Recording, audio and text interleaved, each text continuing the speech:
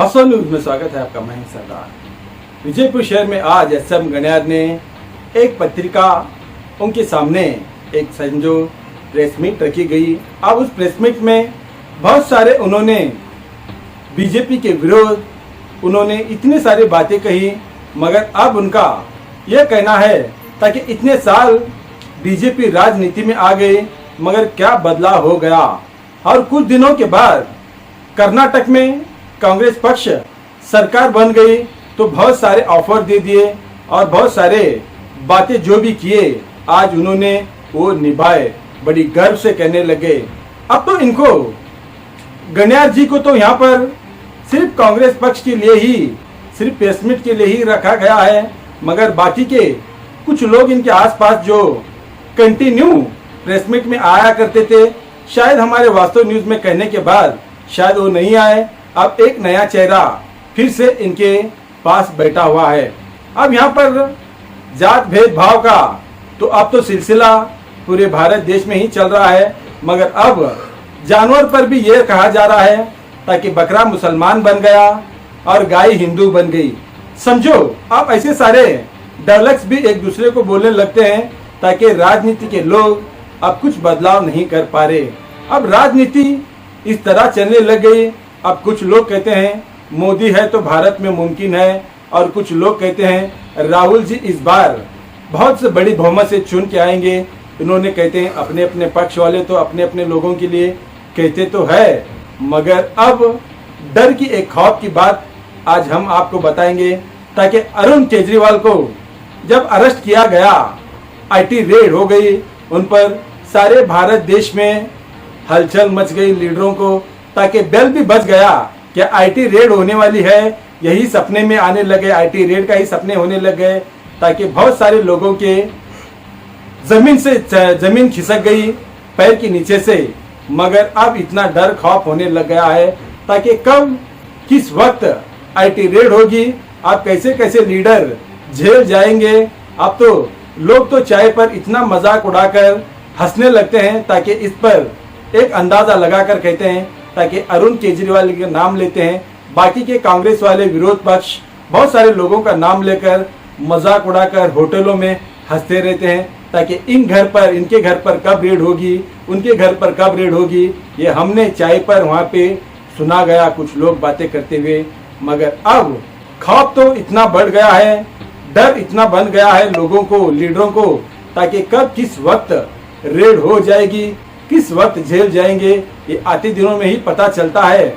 मगर अब यहाँ पर गणियार जी तो बहुत सारे बातें करने लग गए ताकि बहुत सारे लीडर्स विरोध पक्ष ये सोचते हैं ताकि बसनगौड़ा पाटिल इतना को अगर कुछ कहेंगे तो बड़े हीरो बन जाएंगे। ये सोचकर हर प्रेस मीट में कोई ना कोई जहां पर देखो वहां पर बसनगौड़ा का नाम जरूर लेते हैं, ताकि अब ऐसा लीडर बन गए तो इसीलिए उनके नाम बहुत सारे लोगों के जुबान पर चलते ही रहता है। सबसे पहले आप लीडर बनिए, आप बहुत बड़े लीडर बनिए, लोगों का दिल जीतिए, मगर जो सही है वो बोलना सीखिए। बहुत सारे लीडर आपके डम्मी हो चुके हैं, मगर उनको लेकर प्रचार कीजिए, अपने भी जो पक्ष है उसमें ताकत बढ़ाइए। मगर गणियार जी तो कोई प्रचार में तो रहते ही नहीं, मगर सिर्फ प्रेस मीट में आते हैं। मगर इनका न्यूज प्रसारण करने के बाद 50 से 60 लोग भी ज्यादा देखते नहीं होंगे, ताकि अपने चैनल ही पकड़ के हम बोलते हैं। मगर बहुत सारे लोग इनकी तो भाषण कोई देखता ही नहीं, सुनता ही नहीं, और इनके जो प्रेस मीट में है शायद इनके ही कांग्रेस पक्ष वाले देखते भी तक नहीं, मगर ये बार बार प्रेस मीट करते ही रहते हैं। हमारे पत्रकार इनके प्रेस मीट में जाकर यही सवाल जवाब करते रहते हैं ताकि इन्हों बोलते ही रहते हैं और पत्रकार सुनते ही रहते हैं, और बाकी का कोई भी यहाँ पर लीडर आता ही नहीं है। तो अब यहाँ पर कांग्रेस पक्ष ऐसा हो गया है, इकट्ठा एक झुंड बनकर अब लड़ेंगे तो लोगों को लगेगा, ताकि कांग्रेस पक्ष में, विजयपुर की खास बात कर रहा हूँ, ताकि कांग्रेस पक्ष में एक ताकत आ गई।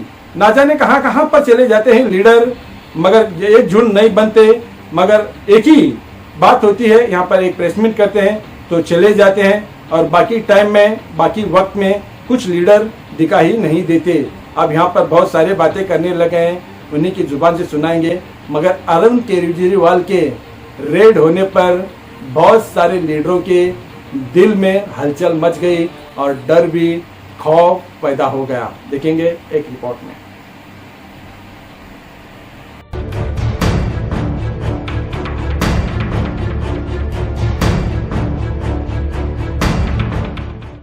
ಕಾಂಗ್ರೆಸ್ದವರು ಕೇವಲ ಅಲ್ಪಸಂಖ್ಯಾತರ ಅಭಿವೃದ್ಧಿನೇ ಅಂತ ಹೇಳಿದ್ದಾರೆ. ಬಸನಗೌಡರು ಮೇಲೆ ಬಂದಿದ್ದೇ ಅಲ್ಪಸಂಖ್ಯಾತರ ಸಹಾಯದಿಂದ, ಇದು ನೆನಪಿಡ್ಬೇಕು ಅವ್ರಿಗೆ. ಮತ್ತು ಕಾಂಗ್ರೆಸ್ ಅಲ್ಪಸಂಖ್ಯಾತರದ ಜಪಾನಿ ಏನ್ ಮಾಡಿದೆ ಅದನ್ನು ಹೇಳ್ಬೇಕು. ಕೇವಲ ನೀವು ಕೋಟಿಗೋಸ್ಕರ ಜನರನ್ನು ಹಿಂದೂ ಮುಸ್ಲಿಂ ಅಂತ ಹೇಳಿ ಡಿವೈಡ್ ಮಾಡೋದಕ್ಕೋಸ್ಕರ ಎಂತೋ ಮಾತಾಡಬಾರ್ದು. ಆಮೇಲೆ ದೇಶದ ರಕ್ಷಣೆಗೋಸ್ಕರ, ಹಿಂದುತ್ವದ ರಕ್ಷಣೆಗೋಸ್ಕರ ನೀವು ಬಿಜೆಪಿಗೆ ಮತ ಕೊಡಿ ಅಂತ ಕರೆ ಕೊಟ್ಟಿದ್ದಾರೆ. 10 ವರ್ಷ ಹಿಂದುತ್ವ ರಕ್ಷಣೆನೇ ಆಗಲಿಲ್ಲ, 10 ವರ್ಷ ದೇಶದ ರಕ್ಷಣೆನೇ ಆಗಲಿಲ್ಲ. ದೇಶಕ್ಕಾಗಿ ಮೋದಿಗೆ ಓಟ್ ಕೊಡಿ, ದೇಶಕ್ಕಾಗಿ ಬಿಜೆಪಿಗೆ ಓಟ್ ಕೊಡಿ. 65 ವರ್ಷಗಳ ಕಾಲ ಸುಭದ್ರವಾಗಿ ಕಟ್ಟಿದಂತ ಈ ದೇಶ ಯಾರು ಬಂದ್ರು ಏನು ಮಾಡಕ್ಕಾಗಲ್ಲ. ಆದ್ರೆ ಅದನ್ನ ನೀವು ಇವತ್ತು ದುರ್ಗತಿಗೆ ತಂದಿದ್ದೀರಿ. ದೇಶದ ಪರಿಸ್ಥಿತಿ 10 ವರ್ಷಗಳಲ್ಲಿ ಎಲ್ಲಾ ಸಾಂವಿಧಾನಿಕ ಸಂಸ್ಥೆಗಳು, ಉದ್ಯಮಗಳನ್ನ ದುರ್ಬಲ ಮಾಡಿದಿರಿ, ಮಾರಾಟ ಮಾಡ್ತಾ ಇದ್ದೀರಿ. ಇದಕ್ಕೋಸ್ಕರ ಕೊಡ್ಬೇಕಾ? ದೇಶದ ರಕ್ಷಣೆಗಾಗಿ ಮೋದಿ ಕೊಡಿ. ದೇಶ ಚೆನ್ನಾಗಿದೆ. ಪಾಕಿಸ್ತಾನವನ್ನು ಡಿವೈಡ್ ಮಾಡಿದ್ದು ಕಾಂಗ್ರೆಸ್, ಇಂದಿರಾ ಗಾಂಧಿ ಅವರು ದುರ್ಬಲ ಮಾಡಿದವರು ಅವರು. ಇವತ್ತು ಚೀನಾದ ಮುಂದೆ ನೀವು ದುರ್ಬಲ ಆಗಿದ್ದೀರಿ. ಏನು ದೇಶದ ಸಂರಕ್ಷಣೆ ಮಾಡ್ತಾ ಇದ್ದೀರಿ?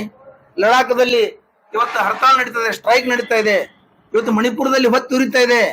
ಮಣಿಪುರದಲ್ಲಿ ಸ್ತ್ರೀಯರನ್ನ, ನಮ್ಮ ಸಹೋದರಿಯರನ್ನ ಬತ್ತಲೆ ಮಾಡಿ ಲೈಂಗಿಕವಾಗಿ ಹಿಂಸೆ ಕೊಡ್ತಾ ಇದ್ದಾರೆ. ಇವತ್ತಿನ ಬಸನಗೌಡರಾಗಲಿ, ಅವ್ರ ನರೇಂದ್ರ ಮೋದಿ ಅವರಾಗಲಿ, ಬಿಜೆಪಿ ನಾಯಕರಾಗಲಿ, ಲೋಕಲ್ದವರಾಗಲಿ, ರಾಜ್ಯದವರಾಗಲಿ ಯಾರು ಬಾಯಿ ಬಿಚ್ಚಿಲ್ಲ.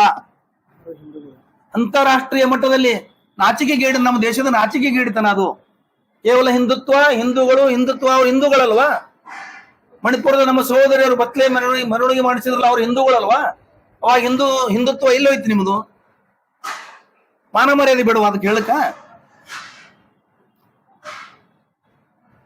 ಆಮೇಲೆ ಕಾಂಗ್ರೆಸ್ ಸರ್ಕಾರ ಬಂದ್ಮೇಲೆ ಪಾಕಿಸ್ತಾನ ಘೋಷಣೆ ಆಗ್ತಾ ಇದೆ, ಪಾಕಿಸ್ತಾನ ಧ್ವಜ ಹಾರಿಸ್ತಾ ಇದ್ದಾರೆ ಅಂತ ಹೇಳಿದ್ರಲ್ಲ. ಬಸನಗೌಡರಿಗೆ ಒಂದು, ಅವ್ರು ಬಿಜೆಪಿ ಪಕ್ಷದವ್ರಿಗೆ ಒಂದು ಮಾತು ಕೇಳ್ತೀನಿ ನಾನು. ಬಿಜಾಪುರ ನಗರದಲ್ಲಿ 2 ಕಡೆ, ಸಿಂದಗಿನಲ್ಲಿ ಧ್ವಜ ಹಾರಿಸಿದ್ 2 ಕಡೆ. ಇದು ಯಾರು ಹಾರಿಸಿದ್ರು ನೆನಪು ಮಾಡ್ಕೊಳ್ಳಿ ನೀವು. ಮುಸ್ಲಿಮರು ಹಾರಿಸಿದ್ರ? ಮುಸ್ಲಿಮರು ಘೋಷಣೆ ಕೂಗಿದ್ರ? ನಿಮಗೆ ಮುಸ್ಲಿಮ ಪಾಕಿಸ್ತಾನ ಬಿಟ್ಟರೆ ಮತ್ತೊಂದು ಉಸಿರಾಟದಲ್ಲಿ ಮತ್ತೊಂದು ಶಬ್ದನೇ ಬರೋದಿಲ್ಲ ನಿಮಗೆ. ನಿಮ್ಮ ಬಂಡವಾಳನೇ ಅದೇ. ನಿಮ್ಮ ಚುನಾವಣೆಗೋಸ್ಕರ ನಿಮ್ಮ ಬಂಡವಾಳನೇ ಮುಸ್ಲಿಮ, ಪಾಕಿಸ್ತಾನ, ಹಿಂದೂ ಮುಸ್ಲಿಂ. ನೀವು ಇಷ್ಟು ಹಿಂದೂ ಮೇಲೆ ಪ್ರೇಮ ಇರೋರು, ಹಿಂದುತ್ವ ಮೇಲೆ ಪ್ರೇಮ ಇರೋರು, ಲಿಂಗಾಯತ ಹೋರಾಟದ ಸಂದರ್ಭದಲ್ಲಿ ಹಿಂದೂ ಲಿಂಗಾಯತ ಬರ್ಸಬೇಡಿ, ಕೇವಲ ಲಿಂಗಾಯತ ಬರ್ಸ್ರಿ, ಹಿಂದೂ ಬರ್ಸ್ಬೇಡ ಅಂತ ಹೇಳಿದ್ರಿ. ನಾಚಿಕೆ ಬರ್ಬೇಕು ನಿಮಗೆ. ಇವತ್ತ ಹಿಂದೂ ಶಬ್ದ ಬಿಟ್ಟು ಅವತ್ತು ಕೇವಲ ಲಿಂಗಾಯತ ವರ್ಷ ಅಂತ ಹೇಳಿದ್ರಿ. ಅವಾಗೆಲ್ಲ ಇವತ್ತು ನಿಮ್ಮದು ಹಿಂದುತ್ವ, ಹಿಂದೂ ಪ್ರೇಮ? ಸ್ವಾರ್ಥಕ್ಕೋಸ್ಕರ ಏನ್ ಬೇಕಾದ್ರೆ ಮಾತಾಡ್ತೀರಿ ನೀವು. ಗೌರವಾನ್ವಿತ ಪಂಚಮಸಾಲಿ ಪೀಠದ ಸ್ವಾಮೀಜಿಗಳನ್ನ ಬಳಸ್ಕೊಂಡು ಅವ್ರಿಗೆ ಮುಂದೆ ಮಾಡಿ ನೀವು ಈ ಘೋಷಣೆ, ನಿಮ್ಮ ಎಲ್ಲಾ ಲಿಂಗಾಯತರು ಈ ತರ ಬರ್ಸ್ಬೇಡ್ರಿ, ಹಿಂದೂ ಲಿಂಗಾಯತ್ ಬರ್ಸ್ಬೇಡಿ, ವೀರಶೈವ ಲಿಂಗಾಯತ್ ಬರ್ಸ್ಬೇಡಿ. ವೀರಶೈವರಲ್ಲಿ ಮತ್ತು ಲಿಂಗಾಯತರಲ್ಲಿ ಜಗಳ ಹಚ್ಚಿಟ್ರಿ, ಹಿಂದೂ ಮತ್ತು ಬಿಟ್ಟು ಲಿಂಗಾಯತ್ ಬರ್ಸ್ ಅಂತ ಹೇಳಿದ್ರಿ. ಏನ್ ದ್ವಂದ್ವ ನೀತಿ ಏನಿದೆ ನಿಮ್ದು? ಒಂದು ನಿರ್ದಿಷ್ಟವಾಗಿ ಹೇಳ್ರಿ. ಮತದ ಸಲುವಾಗಿ ಏನ್ ಬೇಕಾದ್ರೆ ನಾಲ್ಗೆಯಿಂದ ಏನ್ ಬೇಕಾದ್ರೂ ಮಾತಾಡ್ತೀರಿ. ಆಮೇಲೆ ಮೋದಿಯವರು ಆರ್ಥಿಕ ಪರಿಸ್ಥಿತಿ ಸುಧಾರಿಸಿದ್ದಾರೆ ದೇಶದ ಅಂತ ಹೇಳಿದೆ.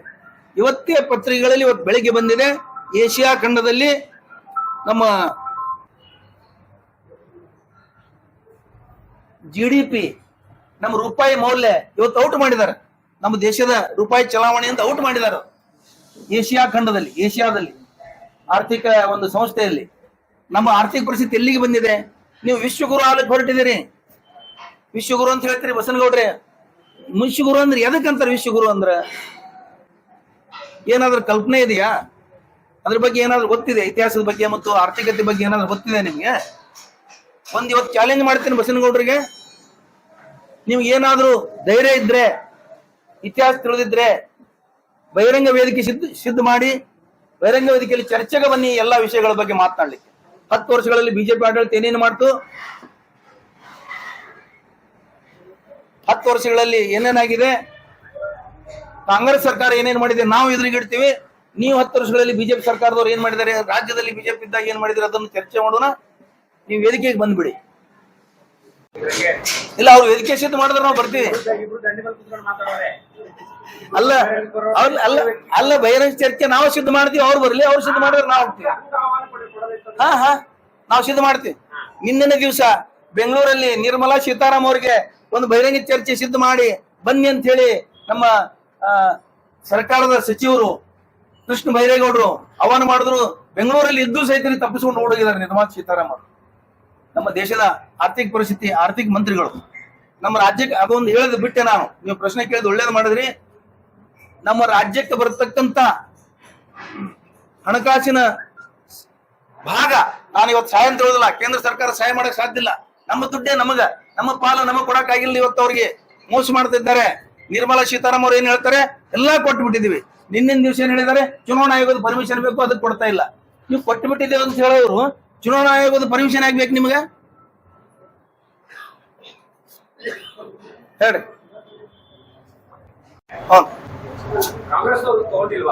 ಹಾ, ಬಹಳ ಚಲೋ ಕೇಳಿದ್ರಿ ಸರ. ಎಲ್ಲಾ ಪಕ್ಷದವರು ತಗೊಂಡಿದ್ದಾರೆ. ಆದ್ರೆ ಕೊಡೋದು ಬೇರೆ, ಇಸ್ಕೊಳ್ಳೋದು ಬೇರೆ, ಕಸ್ಕೊಳ್ಳೋದು ಬೇರೆ. ಇವ್ರು ಕಸ್ಕೊಂಡಿದ್ದಾರೆ. ಇಡಿ, IT, ಆಮೇಲೆ CBI ತೋರಿಸಿ ಹೆದರ್ಸಿ ಅರೆಸ್ಟ್ ಮಾಡಿ ಜೈಲಲ್ಲಿ ಇಟ್ಟು ಅರವಿಂದೋ ಫಾರ್ಮಾ ಅಂತ ಒಂದು ಕಂಪನಿಯ ಒಂದೇ ಒಂದು ಉದಾಹರಣೆ ಹೇಳ್ತೀನಿ. ಇನ್ನೂ ಬಹಳ ಹೇಳ್ಬೇಕಾದ್ರೆ ಅದರ ಮಾಲಕನ ಕಡೆಯಿಂದ 55 ಕೋಟಿ ರೂಪಾಯಿ ಒಂದು ಜೈಲ್ದೊಳಗೆ ಇಟ್ಟು ಚುನಾವಣಾ ಬಾಂಡ್ ಖರೀದಿ ಮಾಡಿಸಿ ಹಣ ಪಡೆದಿದ್ದಾರೆ. ಇನ್ನೂ ಇಂಥವು 100 ಉದಾಹರಣೆಗಳಿದಾವೆ. ಎಲ್ಲೆಲ್ಲಿ ಲಾಸ್ ಇದಾವ ಕಂಪನಿಗಳು ಅವ್ರ ಕಡೆ ಅಂತನೋ 400 ಕೋಟಿ ರೂಪಾಯಿ ಇವರು ಚುನಾವಣಾ ಬಾಂಡ್ ಹೆಸರಲ್ಲಿ ದೇಣಿಗೆ ತಗೊಂಡಿದ್ದಾರೆ. ಇಂಥವು ಬಹಳ ಇದಾವ ಉದಾಹರಣೆ. ಮುಗಿತೇನ್ರಿ ಸರ? ಧರ್ಮವನ್ನ ರಾಜಕಾರಣಕ್ಕೆ ವ್ಯಾಪಾರೀಕರಣ ಮಾಡಿಕೊಂಡೋದ್ರಲ್ಲಿ ಈ ಭಾರತೀಯ ಜನತಾ ಪಕ್ಷ, ಮೋದಿ ನೇತೃತ್ವದ ಸರ್ಕಾರ ಅಗ್ರಗಣ್ಯವಾಗಿರ್ತಕ್ಕಂಥದ್ದು. ಧರ್ಮವನ್ನ ಮತಗಳಿಗಾಗಿ ಬಳಸಿಕೊಂಡಿರ್ತಕ್ಕಂಥದ್ದು ಮೋದಿ ಸರ್ಕಾರ. ಈ ದೇಶದ ರಕ್ಷಣಾ ಪಡೆಯನ್ನ ಮತಗಳಿಗಾಗಿ ಬಳಸಿಕೊಂಡಿರ್ತಕ್ಕಂಥದ್ದು ಮೋದಿ ಸರ್ಕಾರ. ನಿಮ್ಗೆ ಹೇಳ್ತೀನಿ ಒಂದು ಉದಾಹರಣೆ. ರಾಮ ಮಂದಿರ ಇನ್ನೂ ಪೂರ್ಣ ಆಗ್ಬೇಕಾದ್ರೆ ಇನ್ನೂ 2 ವರ್ಷ ಬೇಕಂತ ಹೇಳಿ ಶಂಕರಾಚಾರ್ಯ ಹೇಳ್ತಾರೆ, ಹಿಂದೂಗಳೇ ಅವರು. ಇಲ್ಲೇ ಮೊನ್ನೆ ಉದ್ಘಾಟನೆ ಹೋಗಿರ್ತಕ್ಕಂತ ಪೇಜಾವರ ಸ್ವಾಮೀಜಿಗಳು ಹೇಳ್ತಾರೆ, ತರಾತುರಿಯಲ್ಲಿ ರಾಮ ಮಂದಿರವನ್ನ ಉದ್ಘಾಟನೆ ಮಾಡಿ ಅದನ್ನ ಚುನಾವಣೆಗೆ ಬಳಸಿಕೊಂಡಿರ್ತಕ್ಕಂಥದ್ದು ಮೋದಿ ಸರ್ಕಾರ. ಧರ್ಮವನ್ನ ಅತ್ಯಂತ ಒಂದು ರಾಜಕಾರಣಕ್ಕೆ ಬಹಳ ಹೆಚ್ಚು ಬಳಸೋದನ್ನು ಹೈಯೆಸ್ಟ್ ಬಳಸಿರ್ತಕ್ಕಂಥದ್ದಂದ್ರೆ ಇದು. ಈ ತರ ಯಾವುದು ಕೂಡ ಇಂಥ ನಾಚಿಕೆಡ್ತನ ಯಾವ ಪಕ್ಷನೂ ಮಾಡಿಲ್ಲ, ಧರ್ಮವನ್ನು ಮಾಡಿಲ್ಲ. ಕಾಂಗ್ರೆಸ್ ಪಕ್ಷ ಮಾತ್ರ ಯಾರ ತುಷ್ಟೀಕರಣ ಮಾಡೋ ಅವಶ್ಯಕತೆ ಇಲ್ಲ. ಮೋದಿಜಿ ಅವ್ರು ಹೇಳ್ತಾರೆ ಸಬ್ಕಾ ಸಾಥ್ ಸಬ್ಕಾ ವಿಕಾಸ್ ಅಂತ. ಆದ್ರೆ ಒಬ್ಬ ಪ್ರಧಾನಿಯಾಗಿ ಇದು ಮುಸ್ಲಿಂ ಸಲುವಾಗಿ ಮಾಡಿದಾರ ಬಜೆಟ್ ಅಂತ ಹೇಳ್ತಾ ಇರೋದು ಅದು ಬಹಳ ಒಂದು ದೊಡ್ಡ ಅವರ ಒಂದು ಘನತೆಗೆ, ಗೌರವಕ್ಕೆ ಕುಂದು ಬರ್ತದ ಅಂತಕ್ಕಂಥ ಮಾತನ್ನು ಈ ಸಂದರ್ಭದಲ್ಲಿ ಹೇಳ್ತೀನಿ. ಒಂದು ಈ ಏನು 25 ಗ್ಯಾರಂಟಿ ಕೊಟ್ಟರೆ ಕಾಂಗ್ರೆಸ್ದವ್ರು, ಪ್ರಣಾಳಿಕೆಯಲ್ಲಿ ಏನ್ ಕೊಟ್ಟಿದ್ದಾರೆ ಕಾಂಗ್ರೆಸ್ನವರು, ನಾವು ಏನ್ ಕೊಟ್ಟಿದ್ದೇವೆ ಅದರಲ್ಲಿ ಯಾವ್ದು ಎಲ್ಲಾದ್ರೂ ಕೂಡ ಓನ್ಲಿ ಮುಸ್ಲಿಮರ ಸಲುವಾಗಿನೇ ಏನಿದೆ ಇಲ್ಲಿ? ಪ್ರತಿಯೊಂದು ಸೆಕ್ಷನ್, ಮಹಿಳೆಯರಿರ್ಬೋದು, ರೈತರಿರ್ಬೋದು, ದಲಿತರಿರ್ಬೋದು, ಈ ದೇಶದ ಸರ್ವ ನಾಗರಿಕರ ಸಲುವಾಗಿ ಪ್ರಣಾಳಿಕೆಯನ್ನು ತಯಾರು ಮಾಡಿದ್ದಿದೆ. ಆದ್ರೆ ಏನಾಗಿದೆ ಅಂದ್ರೆ ಈ ಮೋದಿ ಸರ್ಕಾರ ಸುಮಾರು 10 ವರ್ಷದಲ್ಲಿ ಏನಾಗಿದೆ ಅಂದ್ರೆ ಇಡೀ ದೇಶವನ್ನ ಹಾಳು ಮಾಡಿದ್ದಾರೆ, ಆರ್ಥಿಕವಾಗಿ ಹಾಳು ಮಾಡಿದ್ದಾರೆ. ಇದಕ್ಕೆ ಉದಾಹರಣೆ ಹೇಳ್ತೀನಿ ನಿಮ್ಗೆ. ಇವ್ರು ಹೇಳ್ತಾರ ಆರ್ಥಿಕವಾಗಿ ನಾವು ಮುಂದುವರೆದ ಅಂತ ಹೇಳ್ತಾರ. ಡಾಲರ್ ರೇಟ್ ಇವ್ರು ತಗೊಳ್ಳೋ ಹೊತ್ನ್ಯಾಗ ಸುಮಾರು 63 ರೂಪಾಯಿ ಇತ್ತು. ಡಾಲರ್ ರೇಟ್ ಈಗ 85 ರೂಪಾಯಿ ಆಗಿದೆ. ಅದರ ಅರ್ಥ ನಮ್ಮ ದೇಶದ ಹಣದ ಮೌಲ್ಯ ಕಡಿಮೆ ಆಗಿದೆ. ಅಂದ್ರೆ ಆರ್ಥಿಕವಾಗಿ ನಾವು ಹೆಂಗ್ ಉದ್ಧಾರ ಆಗಿವಿ? ಇಲ್ಲಿ ಖರ್ಚು ಆಗ್ತದೆ, ಸಾಲ ಮಾಡ್ತಾ ಇದ್ದಾರೆ, ಸಾಕಷ್ಟು. ಹಿಂಗಾಗಿ ಆರ್ಥಿಕವಾಗಿ ದಿವಾಳಿ ಆಗಿದೆ. ಧಾರ್ಮಿಕವಾಗಿ ಕೂಡ ಜನರನ್ನ ಒಂದು ಡಿವೈಡ್ ಮಾಡಿ. ಯಾಕಂದ್ರೆ ಇವ್ರು ಯಾವುದೇ ಒಂದು ಅಭಿವೃದ್ಧಿ ಕೆಲಸ ಮಾಡಿಲ್ಲ, ಯಾವುದೇ ಒಂದು ಡ್ಯಾಮ್ ಕಟ್ಟಿದ. ಈಗಾಗಲೇ ಸರ್ ಹೇಳಿದ್ರು, ಒಂದೇ ಒಂದು ದೊಡ್ಡ ಡ್ಯಾಮ್ ಕಟ್ಟಿದ ಉದಾಹರಣೆ 10 ವರ್ಷದಲ್ಲಿ ಇದ್ರೆ ಹೇಳ್ರಿ. ಮತ್ತೆ ಅಗ್ನಿವೀರ ಹೇಳ್ತೀನಿ ನಿಮ್ಗೆ. ಅಗ್ನಿವೀರ ಈ ದೇಶವನ್ನ ಕಾಯ್ತಕ್ಕಂತ ಒಂದು ಸದೃಢ ಸೈನ್ಯವನ್ನು ಕಟ್ಟಿದವರು ಕಾಂಗ್ರೆಸ್ನವರು. ಇಂದಿರಾ ಗಾಂಧಿ ಹಿಡ್ಕೊಂಡು ಜವಾಹರ್ಲಾಲ್ ನೆಹರೂಜಿ ಹಿಡ್ಕೊಂಡು ಎಲ್ಲರೂ ಕೂಡ ಒಂದು ಸದೃಢವಾದಂತಹ ಸಂಸ್ಥೆಯನ್ನು ಕಟ್ಟಿದ್ರು. ಅವರು ಒಂದು ತಮ್ಮ ಪ್ರಾಣವನ್ನು ಲೆಕ್ಕಿಸದೆ, ತಮ್ಮ ಕುಟುಂಬದ ಪ್ರಾಣವನ್ನು ಲೆಕ್ಕಿಸದೆ ಹೋರಾಡಿರ್ತಾರ. ಅವ್ರಿಗೆ ಅಗ್ನಿವೀರ ಒಂದು ಕಾಂಟ್ರಾಕ್ಟ್ ಬೇಸಿಸ್ ಮ್ಯಾಗ ನೀವು ಒಂದು 4 ವರ್ಷ ತಗೊಂಡು ಅವ್ರಿಗೊಂದು ಇಷ್ಟೊಂದು ಕೊಟ್ಟಂದ್ರೆ ಎಷ್ಟು ಅವಮಾನ ಇದು.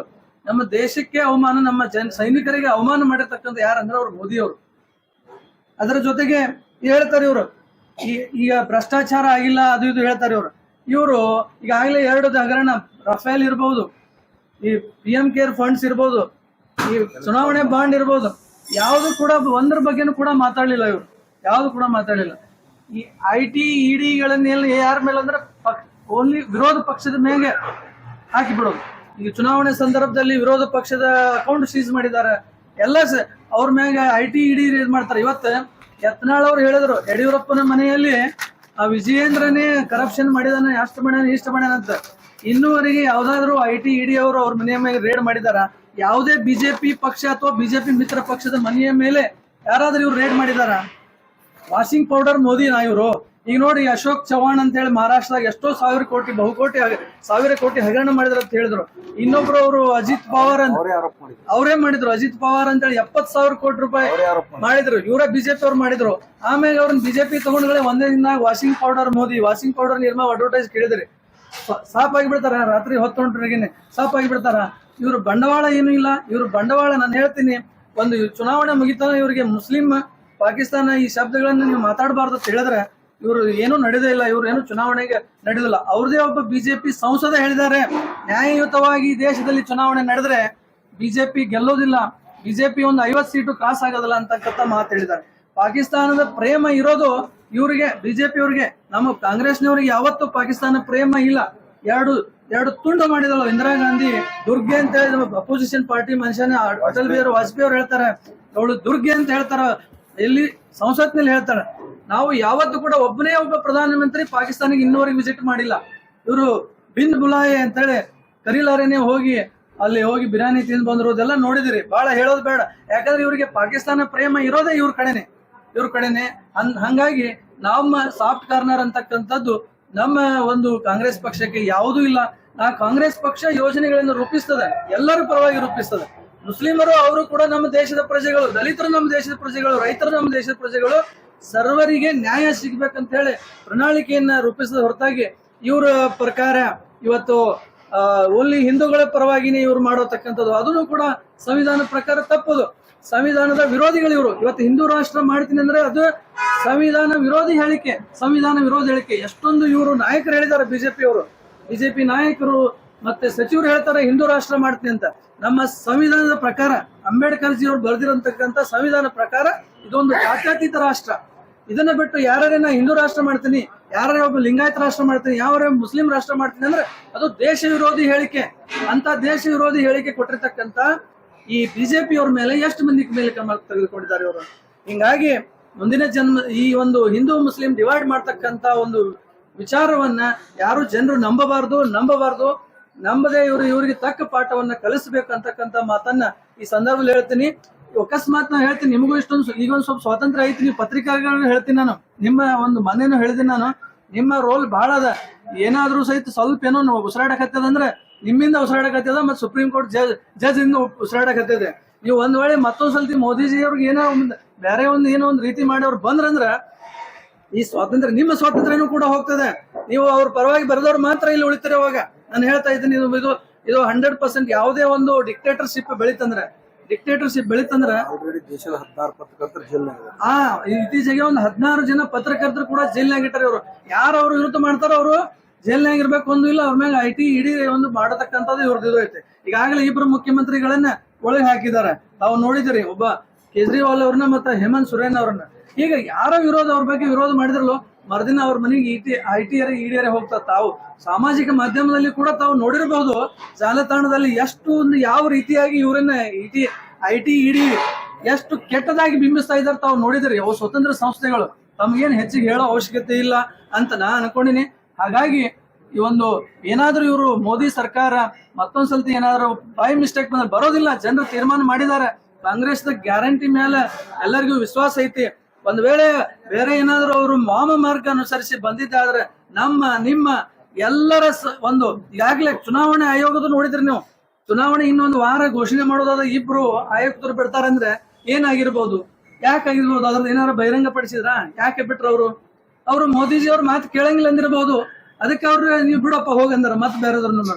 ಈಗ ತಮಗೆ ಬೇಕಾದಂತವ್ರನ್ನ ನೇಮಿಸಿಕೊಳ್ತಕ್ಕಂಥದ್ದು, ಪ್ರತಿಯೊಂದೊಂದು ಸರ್ಕಾರದ ಒಂದು ಸಂಸ್ಥೆಗಳನ್ನೇ ದುರ್ಬಲಗೊಳಿಸಿ ಪ್ರಜಾಪ್ರಭುತ್ವವನ್ನ ಮುಗಿಸಿ ಡಿಕ್ಟೇಟರ್ಶಿಪ್ ತರಬೇಕಂತಕ್ಕಂತ ಒಂದು ಉದ್ದೇಶ ಏನದಲ್ಲ ಈ ಮೋದಿ ಸರ್ಕಾರದ.